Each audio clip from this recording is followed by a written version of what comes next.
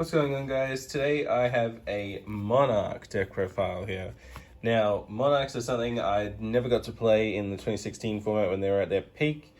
I did buy a 3 structure deck at the time. For some reason, I just never took them to locals. You have to past me why I missed out on that. I'm still sad to this day.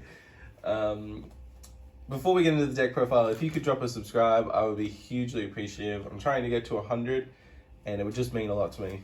So thank you. Let's get into it. We've got 3 Edia, the Heavenly Squire. This is a card you kind of need or get to in your hand.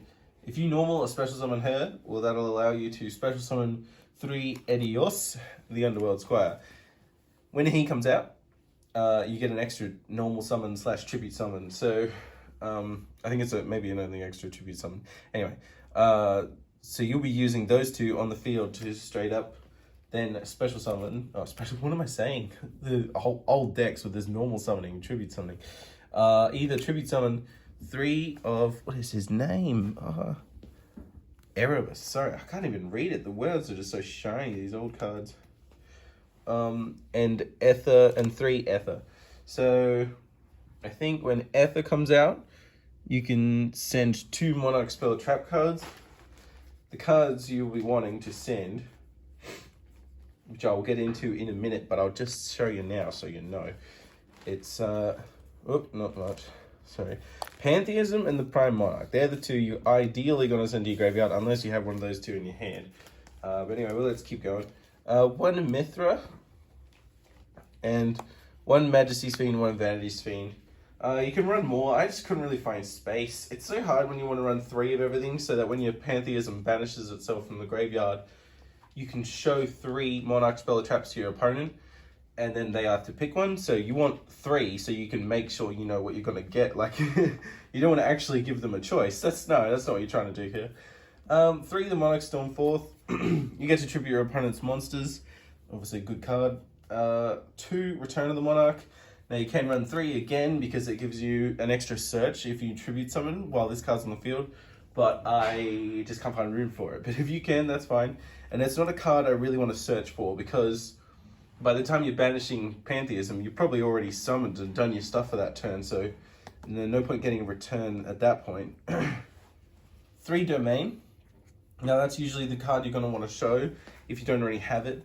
When you're banishing your Pantheism, show 3 of that to your opponent, and then they have to give you 1. So that's something. 3 Tenacity of the Monarchs. Sorry, I'm just out of breath. I'm just pretty sick today. I'm fine, yeah, I am fine. So that, yeah, 3 Tenacity of the Monarchs. Now that's another search card. You reveal 1 monster with 2400 attack or 2800 1000 defense, and add 1 Monarch spell trap from your deck to the hand. Obviously except itself. And I forgot to mention Kuraz, the Light Monarch up here. Most people run 2, and everything I've ever seen is always 2. I don't have 2. That's why I've only got 1. But looking at it more, I'm not really sure why you would need 2. I mean, yeah, better chances of drawing it and just having it there, but you can search for it, so I'm not sure. If I had 2, I'd probably play 2, so I'll leave it at that. 3 Called by the Grave. Now, you want any of your searches and stuff to go through. It's pretty critical in this deck because you're very prone to bricking, like very, very prone to bricking. So you want any chance you can to make sure your searches go through. I'll move these out of the way for the moment, actually. Okay. 1 Reinforcement of the Army. 1 Foolish Burial. 1 1-for-1. 1 March of the Monarchs. 1 Pantheism. 1 the Prime Monarch. 1 Escalation of the Monarchs. And 3 the Monarchs Erupt. So Escalation of the Monarchs lets you once per turn during your opponent's main phase or your opponent's battle phase, you can tribute summon 1 monster from your hand onto the field. So this is good. This could be good for Kuraz if you want to pop something of theirs, pop something of your own to get extra cards, but you wouldn't really be doing that in your opponent's turn. You'd probably be using that to pop their cards, maybe something that they're trying to link summon or something like that. You've also got Vanity's Fiend and Majesty's Fiend you can use. So Vanity's Fiend doesn't let your opponent, or actually neither player, can special summon monsters. And Majesty's Fiend doesn't let your opponent use monster effects. Sorry, neither player. I don't know why I keep saying your opponent. Pantheism. So this is the magic card. This is the magic card that lets you banish it from the graveyard, reveal 3 Monarch spells or traps to your opponent, and they have to select one for you. So that's why you run 3 of so many of these Monarch spells or traps, so you can get to that. The main way to get Pantheism in the graveyard, other than summoning it and stuff like that, summoning it, what am I saying?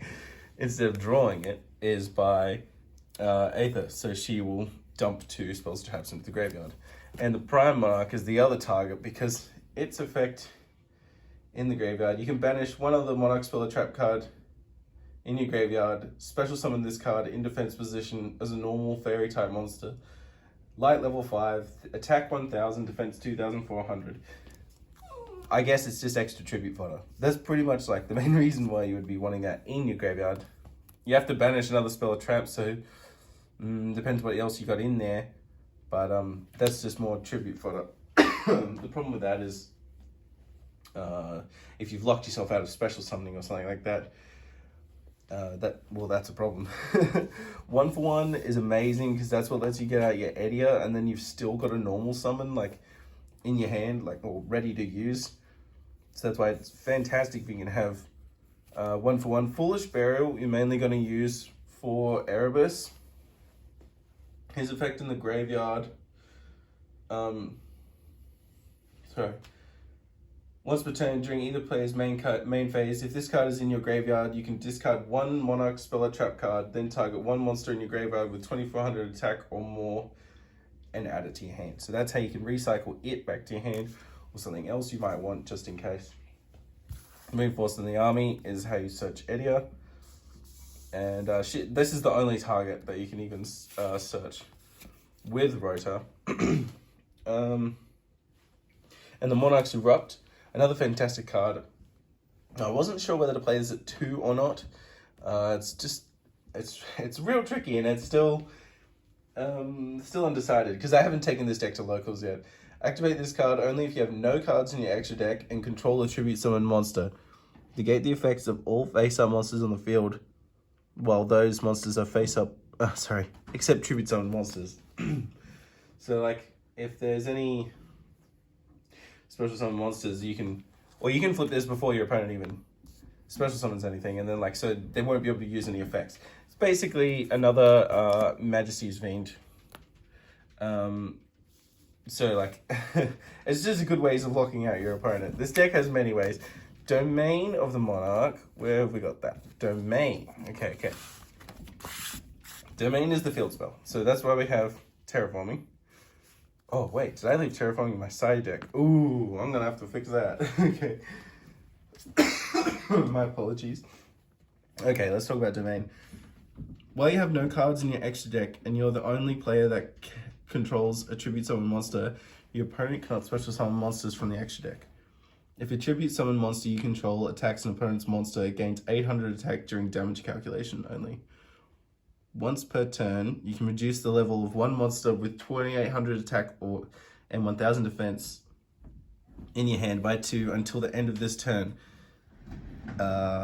Even after they are summoned set, and even if this card leaves the field. Anyway, so that's how you can get out your big boys with only 1 tribute. Unless a few of these cards can be tribute summoned if there is already a monster on the field that has been tribute summoned with just 1 tribute. So, where we got Kuraz. If you've already tribute summoned Kuraz, you can just tribute summon that for this and for free, and it's good. I'll just run you really quick through the side deck that I have. It's very unfinished, I must admit. And yep, that's where Terraforming is. That's sad. I have to put that in my deck. Not really sure what card I'll cut out. This deck is very heavy and it's very prone to bricking. So but you also need like 3 of a lot of things, so it's really tricky. So anyway, in the side deck so far, I have Terraforming, 1 more the Prime Monarch. You obviously need some cards in case you know you're going to be made to go second. So I've got Dark Ruler No More, Twin Twisters. You can play 3 Twin Twisters. I'm pretty sure I only have like 12 cards in this side deck or something. I'm not even sure. It's just unfinished, but I only own one Cosmic Cyclone as well. You can play 3 if you want. It's fine. Then we've got a couple Kaijus. 5 Kaijus, just in case you want to start your turn. They've got Dragoon on the field or something like that. And you need to clear it. And I've got 2 more Escalation of Monarchs. Still, this is another good card that, like, you want to play at least 2 of, maybe, because being able to tribute someone on your opponent's turn might not always be the best thing, but it can be pretty good sometimes. Like, especially if you're dropping a Majesty's Fiend or something like that, because you have no more summons on your turn. So as soon as your opponent's turn rolls around, you can just add another one, you know, tribute someone again. Or you might have a card that's more suited to what their board's starting to look like that you can drop down. It's just tricky. I suppose I'll have to play around with it a bit more. Maybe I'll change the description in this video if I find something that works better, or just upload another video. We'll see how it goes. But anyway, thank you for watching. Sorry about my voice today. Thanks for your patience. And if you drop a subscribe, that would be awesome. I've got many more deck profiles coming. Thanks, bye.